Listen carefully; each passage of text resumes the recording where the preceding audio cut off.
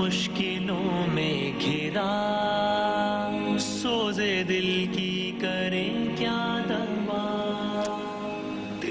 بسم اللہ الرحمن الرحیم. رب اشرح لی صدری ویسر لی امری واحلل عقدۃ من لسانی یفقہوا قولی. ہم ترتیب بار آپ سے ایک موضوع پر بات کر رہے ہیں اس سیگمنٹ میں، اور ہم کوشش کریں گے کہ آخری اشیاء میں ذرا کوئی دوسرے موضوعات بھی لائیں گے، لیکن آج ہم نے اپنے تمام موضوع کو بریک دیتے ہوئے ذرا ایک اور معاملے پر گفتگو کرنے کا ارادہ رکھا آپ سے اس سیگمنٹ میں. اور اس کی وجہ یہ کہ آج کی ہماری اس نشریات میں ابھی آپ ظاہر ہے باقاعدہ بھی مل پائیں گے اور دیکھ پائیں گے انشاءاللہ آنے والے سیگمنٹس میں. ہمارے ساتھ جناب جنید جمشید صاحب کے صاحبزادے اس وقت یہاں سیٹ پہ موجود ہیں. یہاں تیمور تشریف فرما ہے اور بابر ہیں، سیف ہیں. سب کو السلام علیکم. خیریت سے آپ لوگ ٹھیک ٹھاک ہیں؟ تو میرا جی یہ چاہتا تھا کہ ہم انشاءاللہ ان سے بات بھی کریں گے، لیکن میرا جی چاہتا تھا کہ آج ہم اس سیگمنٹ میں ذرا جنید بھائی کے حوالے سے ہی بات کریں، کچھ اپنی یادیں شیئر کریں. میں ہمیشہ یہ کہا ہے آپ سے کہ اچھا یہ اس موضوع پہ جب بھی میں بات کرتا ہوں تو ایک اعتبار سے سب سے آسان کام ہوتا ہے اور ایک اعتبار سے سب سے مشکل کام ہوتا ہے. سب سے آسان کام اس لیے کہ یہ موضوع ایسا ہے کہ جس پہ بات کرنے کے لیے مجھے کوئی تیاری نہیں کرنی ہوتی. اس پہ میں گھنٹوں دنوں مہینوں بات کر سکتا ہوں بغیر کسی تیاری کے.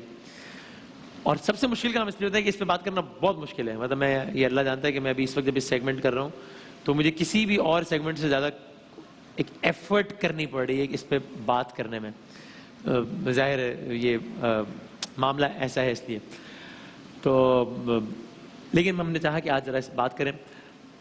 جنید بھائی سے میری پہلی ملاقات، پھر ان سے آخری ملاقات، ان کے ساتھ پہلی نشریات اور پھر ان کے ساتھ آخری نشریات، اور ذرا بیچ ہے کچھ میں ان معاملات پہ ذرا آج سوچا کہ آپ سے بات کریں اپنے اس سیگمنٹ میں. یہ آج سے کوئی 8 سال پہلے کی بات ہے کہ جب مجھ سے انتظامیہ کی طرف سے رابطہ کیا گیا تھا کہ بھائی آپ نے نشریات رمضان کی نشریات کرنی ہے. تو میں رمضان کی نہیں، اس سے پہلے وہ ربیع الاول کی ایک نشریات تھی.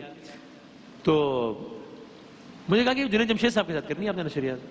تو میں لٹرلی میرا پہلا ریئیکشن یہ تھا کہ میں تھوڑا سا مسکرایا، میں ہنسا، اور میں نے ان سے کہا بھی، میں نے کہا کہ مطلب یار میں آپ مجھ سے الیکشن کی پروگرام آپ لوگ کروا لیتے ہیں، بجٹ کی ٹرانسمیشنز کروا لیتے ہیں، یہ سارا یہ کیسے کروں گا میں یہ کام، اور وہ بھی جنید جمشید کے ساتھ. مطلب یعنی میرے الفاظ مجھے یاد ہے کہ میں ایک مولوی کے ساتھ بھائی میں وہ ایک علمی شخصیت، ان کا سارا سفر، میرا کیا لینا دینا.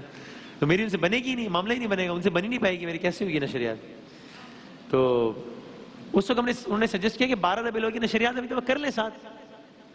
What is in it to lose. میں نے بھی سوچا کہ چلو ایک نشریات کا آغاز تو کر لیتے ہیں. اور اس انداز سے ہم نے 12 ربیع الاول کی نشریات، زندگی کی پہلی نشریات کی تھی 7. اور 12 ربیع الاول کی نشریات تھی جو کہ پہلی نشریات تھی ان کے بغیر. تو بس جب پہلی نشریات ہماری، آپ بے شک بیک گراؤنڈ میں اگر یہاں سے چاہیں تو چینج کر دیجیے تاکہ تب جب پہلی نشریات یہ ہوئی 12 ربیع الاول کی، اور اس کے بعد پھر نشریات سے پہلے جو میری رائے تھی اور نشریات کے بعد جو رائے تھی وہ بالکل ہی الگ ہی رائے تھی. بس وہ نشریات سے باہر نکلو، جنید بھائی نے مجھ سے کہا میں تمہارے ساتھ کام کروں گا، میں آگے ہم ساتھ کام کریں گے. اور پھر اس طریقے سے ماہ رمضان کی نشریات ساتھ کرنے کے سلسلے کا آغاز ہوا. اور اس وقت میں نے لٹرلی یہ سوچا تھا کہ ایک چیز کر کے دیکھ لیتے ہیں، بات بن گئی تو ٹھیک ہے، نہیں بنی تو بھی کیا.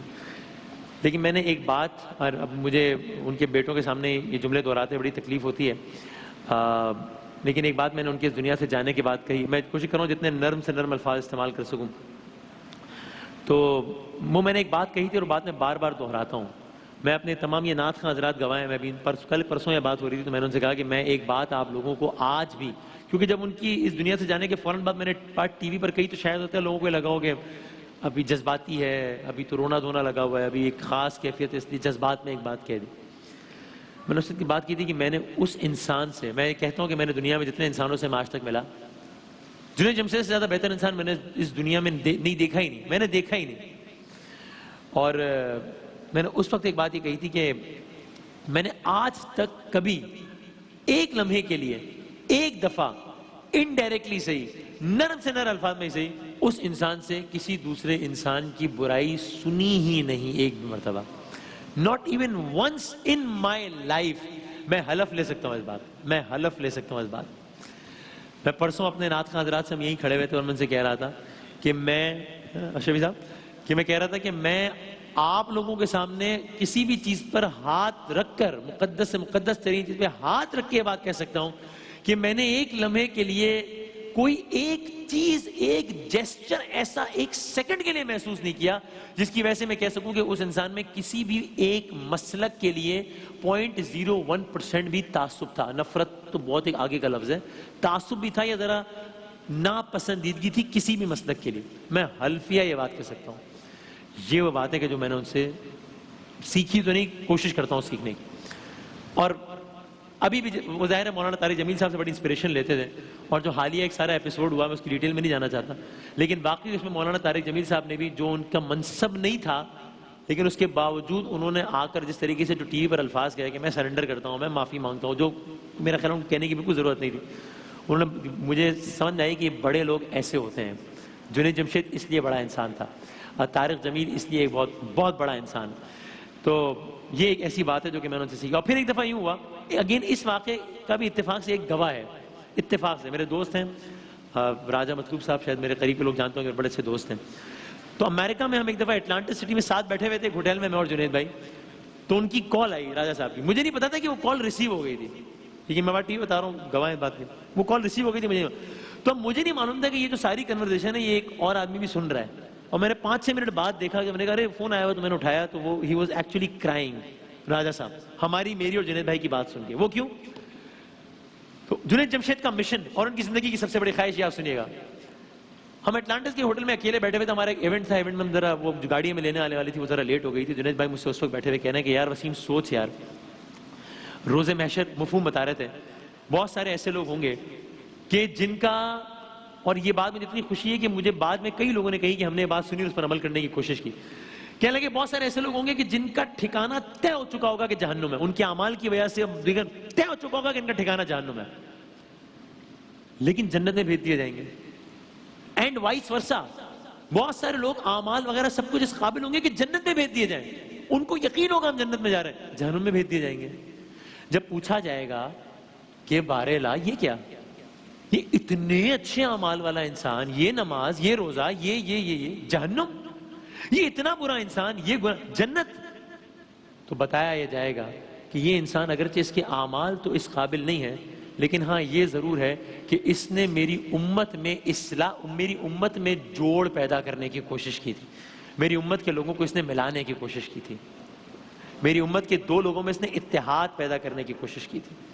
اور یہ جو دوسرا ہے کہ جس کے نامہ اعمال میں بظاہر بڑے اچھے اعمال ہیں، لیکن اس کا ٹھکانہ ابھی جنت اس لیے نہیں ہے کہ اس نے میری امت کے لوگوں کو آپس میں لڑوانے کی کوشش کی تھی، تقسیم کرنے کی کوشش کی تھی. اور اس وقت مجھ سے بات یہ کہتے تھے کہ ہم جو ہمارے اندر ہے کہ یار رسیم تو سوچ یار کہ اگر میرے کسی ایک جیسچر کی وجہ سے امت کے 2 لوگوں میں جن میں نفرت ہو، یا 2 گروہوں میں جن میں ذرا اختلاف ہو، ان میں محبت پیدا ہو جائے، یا تیرے ایک جیسچر کی وجہ سے ایسا ہو جائے، تو یار آخرت میں ہماری بات بن جائے گی انشاءاللہ، با خدا کی قسم. اور مجھے نہیں معلوم تھا کہ یہ گفتگو ایک انسان سن رہا ہے فون پہ، فون ریسیو ہو چکا تھا، واٹس ایپ کال تھی. اور جب میں نے اچانک یہ ساری میں نے کہا جنہیں بھائی کال آ رہی ہے میری، میں نے اٹھایا فون، تو میں نے کہا جی راجہ صاحب کیسے ہیں آپ؟ اور وہ ہی واز آلموسٹ کرائنگ، اور وہ کہہ رہے تھے یار کیا بات ہے، جس راہ بھی کہہ رہے ہیں نا کیا بات، وہ کہہ رہے تھے کیا کہنا ہے. یہ بڑے لوگ ایسے ہوتے ہیں، یہ بڑے لوگ. اور پھر اس کے بعد میں مطلب کہاں سے معاملہ شروع کروں، کہاں پہ ختم کروں، یہ ایک طویل فہرست ہے جنید بھائی کے ساتھ بات چیت کی.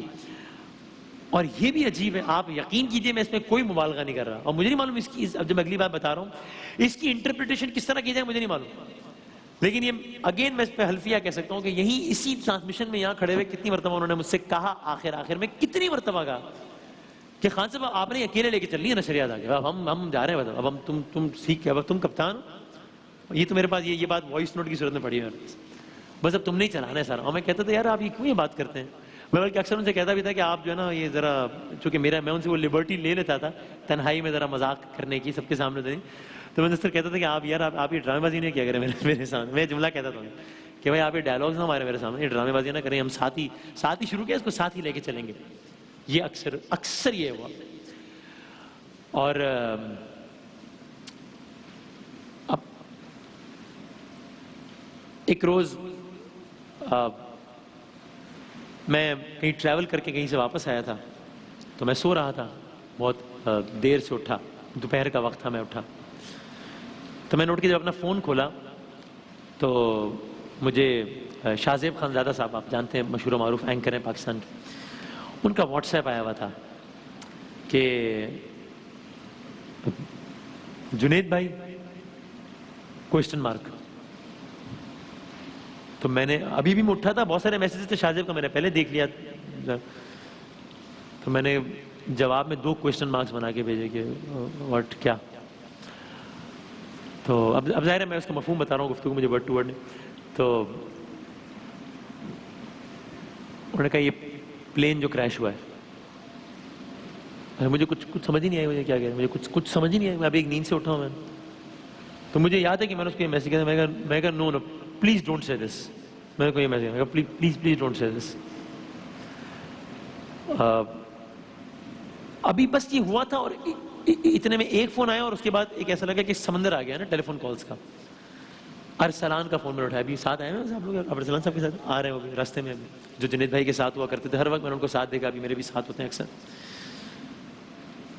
تو ارسلان کا فون اٹھایا میں نے, تو وہ عجیب ایک کیفیت میں تھے ارسلان. یہ جو میں نے آپ نے پہلی ملاقات کا حال سنا جنید بھائی سے, یا جنید بھائی کے بارے میں جب مجھے پہلی مرتبہ بتایا گیا کہ ان کے ساتھ کام کرنا ہے, اور میں آپ کی خدمت کروں کہ جب مجھے بتایا گیا کہ اب یہ سفر ختم ہے, تو ارسلان ایک عجیب سی کیفیت میں تھا. اس نے کہا کہ بھائی, ظاہر ہے اس وقت انسانوں کو سمجھ میں نہیں آ رہا ہوتا نا, تو وہ تو اس وقت ایموشنز تو لاجک پہ حاوی ہو جاتے ہیں.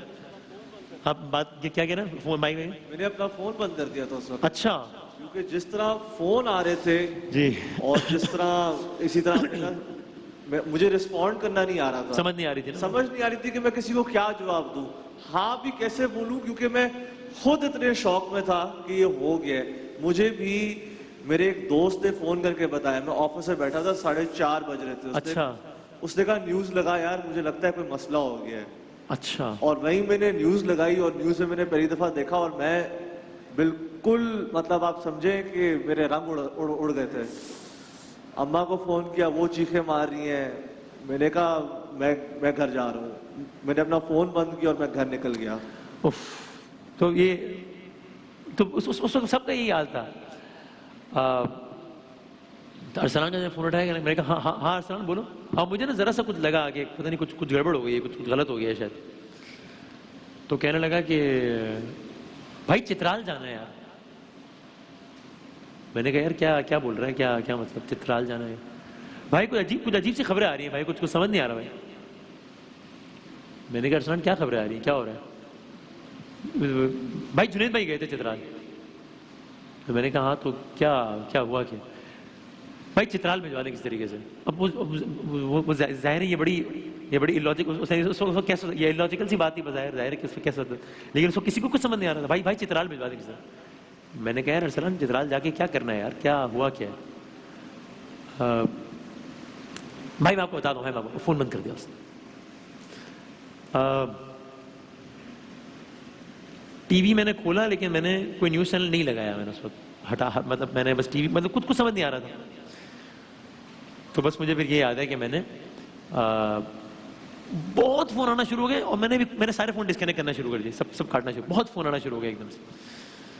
اور پھر میں نے ایک فون لگایا, اس بڑے یقین کے ساتھ اپنے آپ کو انسان تسلی دے رہا ہوتا نا کہ یہ ابھی یہ خبر غلط ثابت ہو جائے گی, ایسا کچھ ہوگا, یہ وہی. اب انسان اس وقت ہر بات سوچ رہا ہوتا ہے, یعنی اب انسان کچھ سیکنڈ میں پتہ نہیں کیا سوچ رہا ہوتا ہے. اب میں نے اس سیکنڈ میں یہ سوچا, کچھ سیکنڈ میں, کہ دنیا میں ایک وقت میں اتنے لاکھوں پلینز اڑ رہے ہیں, ان میں سے کوئی ایک سالوں میں خبر آتی ہے کہ کوئی ایک پلین کریش ہوا ہے, اس میں سے بھی کچھ 100 لوگ ہوتے ہیں, اس میں بھی کہیں سے کوئی ہمارا جاننے والا ہوتا ہے. تو یہ ہو ہی نہیں سکتا. یہ یعنی انسان اپنے لاجکس بنا رہا ہوتا ہے نا, کیونکہ جب تک آگ لگتے ہمارے گھر میں نہیں پہنچتی ہے, جب تک کسی چیز کا شکار ہم خود نہیں ہو جاتے, ہمیں بڑا یقین ہوتا ہے کہیں نہ کہیں کہ ہمیں نہیں ہوگا. یہ تو یہ باہر ایسے ہوتا ہے. ہمیں بھی یہ خبر ملی تھی کہ ابا لاہور جا رہے ہیں, اور لاہور سے آ رہے ہیں, تو ہم نے کہا یہ تو اسلام آباد جا رہا تھا جہاز, تو یہ نہیں ہو سکتا, یہ نہیں ہو سکتا. تو انسان کو یہ لگتا ہے کہ نہیں, ہم یہ میں یہ بھی نہیں ہو سکتا. میں نے اس یقین کے ساتھ سہیل بھائی کو, جو یہ جے ڈاٹر المیرا کے جو اونر ہیں, اور جو جنید بھائی کے بزنس پارٹنر, اور کیا زبردست شخصیت کے مالک ہیں ماشاءاللہ, اللہ تعالیٰ رزق میں بہت برکت دے انشاءاللہ, ان کو میں نے فون کیا, اور میں نے صرف ایک بات پوچھی صرف ایک جملہ کہا میں نے کہا سہیل بھائی یہ بات صحیح ہے؟ میں نے کوئی نام کچھ بھی نہیں کہا، جنید بھائی، طیارہ، plane crash, Chitral, news channels, Arslan, کچھ بھی نہیں، خاص کیفے میں نے کہا یہ سہیل بھائی یہ بات صحیح ہے؟ اور سامنے سے وہ دھاڑے مار مار کے چیخ چیخ کے رونے لگے کہ انہوں نے کہا جی، اور میں نے فون بند کر دیا، پھینک دیا اگر. اور یہ یقین کرنا ہی ایک ایسی بات ہے یہ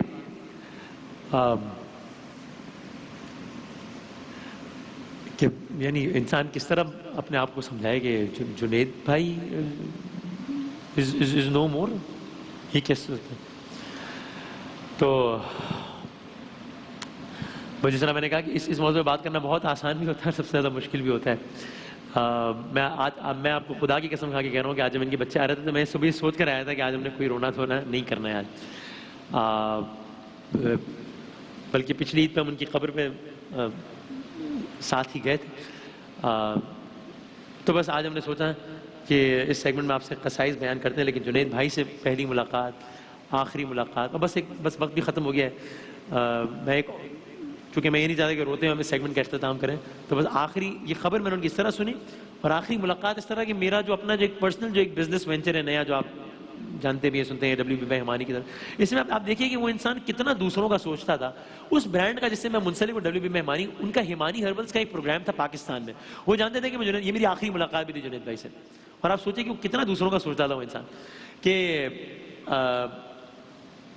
ان کا جب پاکستان میں ایک لانچ کی تقریب تھی، وہ چاہتے تھے کہ میں جنید بھائی کو بھی اس پروگرام میں دعوت دوں. وہ جانتے تھے کہ میں جانتا ہوں. میں نے جنید بھائی سے ریکویسٹ کی کہ میرے بڑے سے جاننے والے ہیں، آپ اگر آئیں گے تو بڑی مہربانی ہوگی. وہ کراچی سے لاہور آ گئے، وہ ارسلان، اور اس تقریب میں شرکت کی. اس تقریب میں شرکت سے پہلے ہم کھانا کھا رہے تھے ہوٹل میں بیٹھے ہوئے PC لاہور. تو کہنے لگے کہ بھائی وسیم میں بڑے اچھے لوگ ہیں اور ماشاءاللہ بڑا زبردست ان کا کاروبار ہے، تو یار ان سے بات کرو کچھ یار، کہ کچھ میرے ساتھ بھی کچھ کریں سلسلہ یار.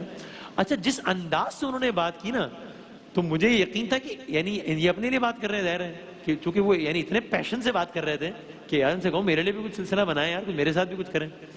تو میں نے ان سے کہا فکر ہی نہ کریں، میں ان سے ابھی بات کر لوں گا، کوئی مسئلہ ہی نہیں ہے. تقریب ختم ہی مہمانی والوں کے پاس گیا اور میں نے کہا کہ یعنی انہوں نے مجھ سے بات کر لی، اور میں اب یہ بات مطلب سوچ رہا تھا کہ کس طرح ہوگا اور کیا ہوگا، بات آگے کروں گا.